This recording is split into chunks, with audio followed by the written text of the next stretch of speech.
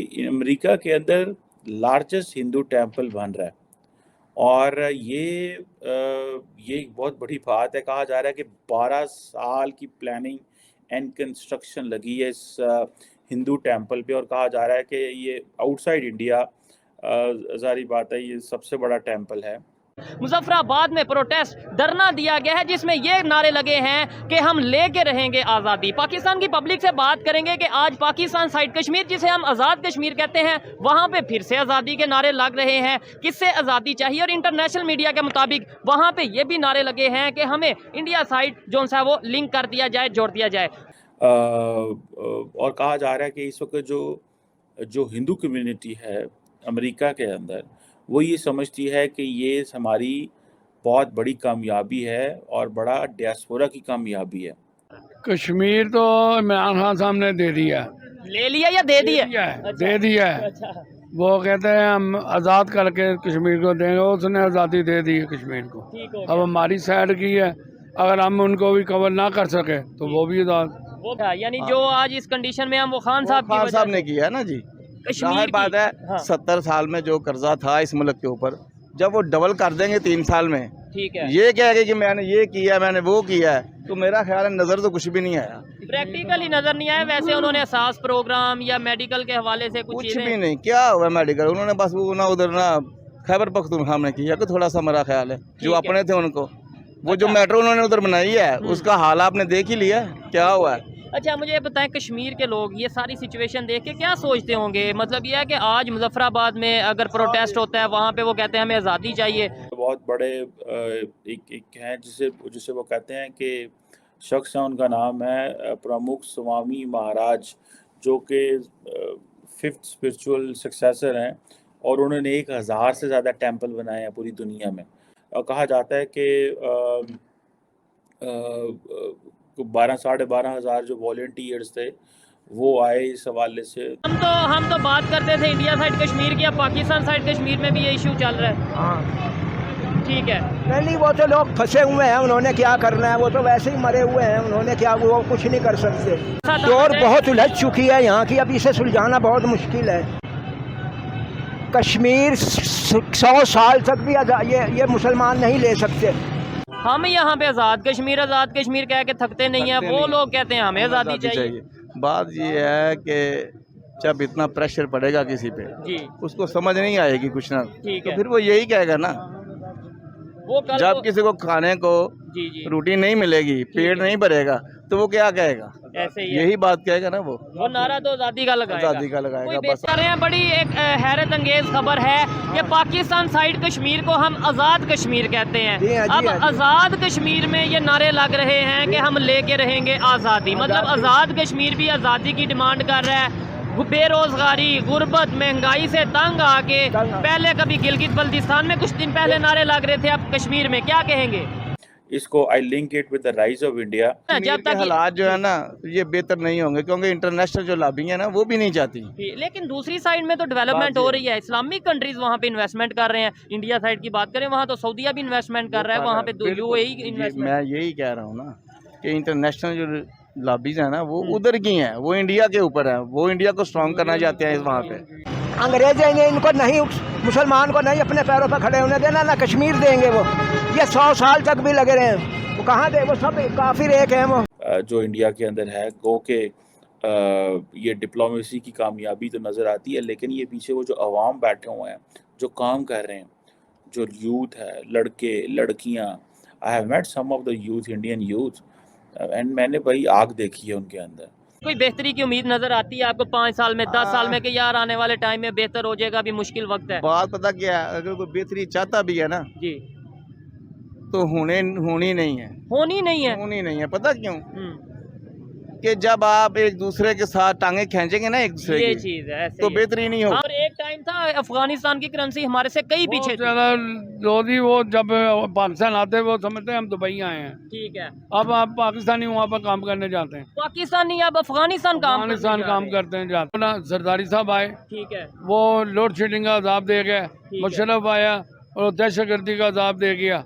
General Parvez Musharraf और general Zia साहब आए, वो कलाशनकोव कल्चर दे गए, ऐसे ही है जिहाद के नाम पे। जहाद के नाम पर कलाशनकोव कल्चर दे गए। कि इंडिया ने ये चीज़ें अर्न की हैं, कोई वो देता नहीं है कोई। मुसलमान का गला काट रहा है, बाहर से किसी की जरूरत नहीं है। ऐसे ही है। खान साहब ने कहा था कि मैं वर्ल्ड बैंक नहीं जाऊँ, मैं खुदकुशी कर लूंगा। हाँ, ये स्टेटमेंट तो थी दी उनकी। थी ना, वो हर काम पर हर बात पर यू टर्न लेने वाला झूठा बेईमान फरेबी। जी जी। अगले साल सुनने में ये आ रहा है कि जो हिंदू सेक्ट है वो 50 साल की जो हिस्ट्री है नॉर्थ अमेरिका में वो मनाने जा रहा है। वो कॉन्फ्रेंसेस होंगी और बहुत कुछ होगा। लेकिन मैं सिर्फ आपको बताना चाह रहा हूँ कि having a biggest and largest temple in America make sense. मुसलमानों ने तो फिर वो जब बातें होती हैं तो वो लोग करते तो हैं। अल्लाह ताला अपना कोई कर्म कर दे तो ठीक है, वरना कुछ नज़र नहीं आता। अल्लाह मेहरबानी कर दे, मगर वो अब पाकिस्तान का काम बहुत ज़्यादा खराब हो चुका है। पहले जहाद फी सबिलिल्लाह था, अब फिर वो मुसीबतुल्लाह बन गया। यानी वही जो जहादी थे, अब उन्हें हम तालिबान कहते हैं। तालिबान कहते थे पहले, ये गुड तालिबान बैड तालिबान, अब वो बैड भी हैं गुड भी हैं, अब ठीक सब है। एक हो गए। और ये और उनको लिए हमारी मुश्किलात में इजाफा हो गया। 65 की लड़ी, 71 की जंग लड़ी, फायदा मतलब कोई फायदा हुआ हमें या नुकसान ही हुआ है? नुकसान हुआ, फायदा नहीं हुआ। 65 की जंग भी वो हमने खुद छेड़ी है, उन्होंने नहीं छेड़ी थी। अच्छा, और 71 की? कतर की हम खुद बर्बादी की अपनी। हाँ। पाकिस्तान को तो साइडलाइन कर दिया गया बिकॉज हमारी अपनी हरकतों की वजह से। और खान साहब ने आके सबसे पहले तो ये बोला कि कश्मीर का इशू है तो हम ट्रेड बंद कर दें। हाँ बिल्कुल, वो ट्रेड बंद का अपना नुकसान किया। हाँ हाँ हाँ। कश्मीर हाथ से दे के भी नुकसान किया, कश्मीर का भी, और फिर उसके बाद अगर बात करें ट्रेड का भी, वो भी बंद करके नुकसान अपनी आवाम का किया। उनको आखिरकार उनको तो आवाम को सहूलत तो मिलती थी ना, मिलती थी। 2 रोटी की रोटी सुकून के साथ मजदूर आदमी खुश होकर खाता था। ठीक है। इमरान खान साहब आए तो 100 रुपए किलो आटा होगा, 160 रुपए 190 रुपए घी हो गया, अभी 500 तक चले गया। अब 500 रुपए किलो घी मिल रहा 500 है। रुपए घी मिल रहा ठीक है। है। तो ये हमने सारी इन्वेस्टमेंट की हुई है ना बेसिकली जो जहाद में और नफरत में, ये जो नफरत में इन्वेस्टमेंट की हुई है हमने पाकिस्तान के लिए। ये बहुत बहुत मैं आपको बात बताऊँ चैलेंजिंग एनवायरनमेंट है। पाकिस्तान एक इंतहाई डिफ़िकल्ट फेजेस की ज़िंदगी से गुजर रहा है। असल मैं बताऊं 75 साल में जो नुकसान किया सब फौज ने किया। तो ये भी चला दूं? चला दो। मुझे ऐसे लगता है जैसे पाकिस्तान और अमेरिका जो है ना वो एक दूसरे को डील ही करते हैं, काम शाम कोई नहीं करते। डॉक्टर जयशंकर कह रहा है कि भाई ये 1985 नहीं है, ये राजीव गांधी का ज़माना नहीं है। देखें जैसे जैसे इंडिया का ग्लोबल क्लाउड बढ़ रहा है ना जी, ठीक है, वो स्पोर्ट्स में भी जा रहा है, वो डियास्पोरा में भी जा रहा है। सो ये चीज़ सामने आती है कि they are working like a nation. इस टाइम जो सिचुएशन है, ये जो अंकल ने बात की है कि भाई जो पाकिस्तान के अंदर के हालात हैं, नो डाउट गुर्बत, महंगाई, बेरोजगारी चल रही है, लेकिन इंटरनेशनल लेवल पे भी कोई हमारे साथ ट्रेड करना नहीं चाह रहा, बिजनेस करना नहीं चाह रहा। उसकी रीजन ये है यहाँ पे गवर्नमेंट ही स्टेबल नहीं है। कोई सोचता है कि भाई मैं किसके साथ डील करूं। मैं आपने बोला हमने 65 की जंग का शुरुआत की, लेकिन हम तो उसे डिफेंस डे के तौर पर देखते हैं कि भाई दुश्मन ने हमला किया और हमने डिफेंस। हमारी किताबों में मुताले पाकिस्तान में यही लिखा हुआ है, ठीक है, मगर हमने अपने पाँव पर खुद कुहाड़ी मारी है। कोई 108 किस्म के पोजेज हैं जो एंशियंट हिंदू डांस है, तो उसका आई थिंक नाम है भारतनाट्यम, जो कि इन स्ट्रक्चर्स में वो दिखाया जाएगा। जो इंडिया को आज, इंडिया के सेक्रेटरी ऑफ स्टेट को, इंडिया के फॉरेन सेक्रेटरी को जो प्रोटोकॉल आज अमेरिका में मिल रहा है, ये कभी भी शायद इंडिया की तारीख में नहीं मिला होगा। माशाल्लाह इमरान खान साहब का इधर तजर्बा हुआ है बड़ा ज़बरदस्त।